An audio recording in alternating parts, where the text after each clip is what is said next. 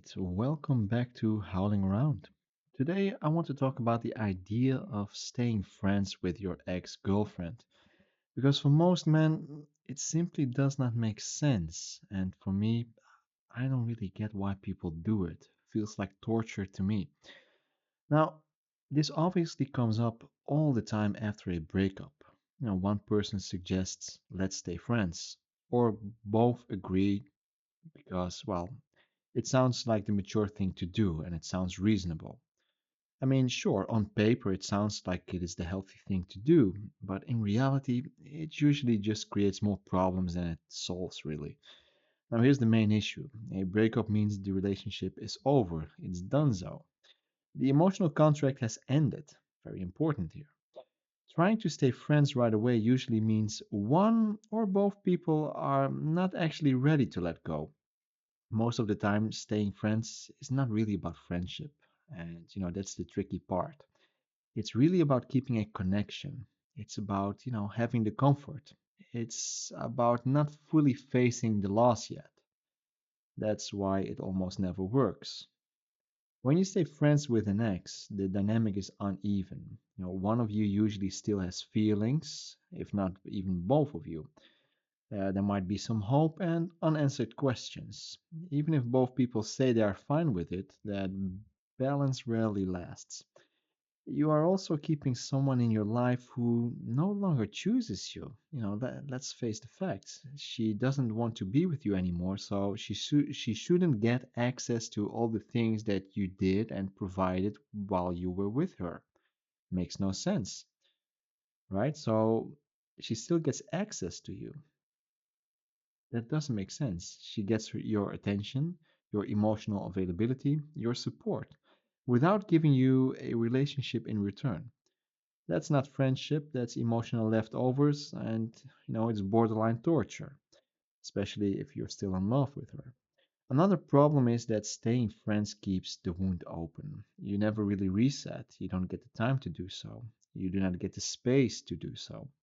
Every message, every update, every casual interaction just pulls you back into something that is supposed to be finished. I think that's what they call the X effect. There's always that thing, between you.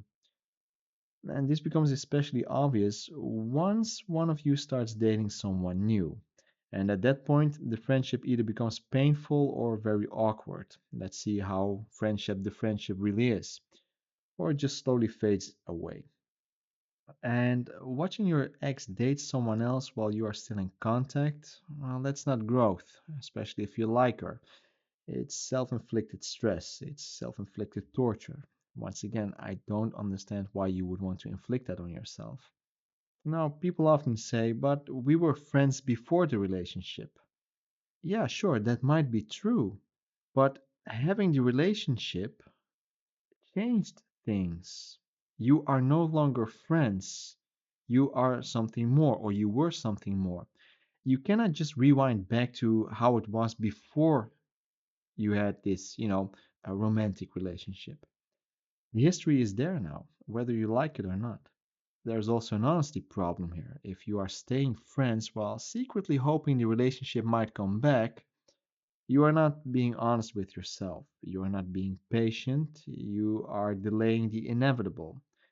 If she doesn't want you, if she doesn't choose you, why would you hope to get back with her? Why would you want to be with someone who doesn't want you? And if you're staying friends because you feel guilty, feel guilty cutting the contact, that's also not a very good reason. Protecting your own emotional health does not make you a bad person. I think it makes you a smart person, and I think it makes you a better person for you and for her. Real healing usually requires some distance. Maybe not forever, but at least enough to break the emotional dependency. That means you shouldn't be in contact daily. There shouldn't be, these emotional check ins. And there shouldn't be pretending that everything is fine while, you are still affected by it. This does not mean that you should hate your ex, not at all. It does not mean that you are immature. It simply means you are realistic about what you need in order to move on. Maybe far down the line, a genuine friendship could exist. That only happens after both people are fully neutral. There shouldn't be any attraction, there shouldn't be any resentment, there shouldn't be any hope, and no lingering attachment. Now, that obviously is very tricky. I mean, even after so many years, when I see an ex, there will always be that little bit of attraction. There might always be that little bit of resentment because you have history, whether you like it or not. That is the X effect. It will never go away. And for most people, like I said, it takes a long time. And for many people, you never get over it. And I'm not saying that's a bad thing, it's just the X effect. And that is okay. The moral of this episode is very simple. Staying friends with your ex usually does not help you move on. It keeps you stuck in the past while you're pretending to move forward. That doesn't make sense now, does it? So letting go of her, it's not cruel at all. Letting go is clean, and clean endings are a lot healthier than messy friendships that slowly drain you. So take that with you and use it wisely. So that's it for today, and I'll talk to you in the next episode. Bye bye.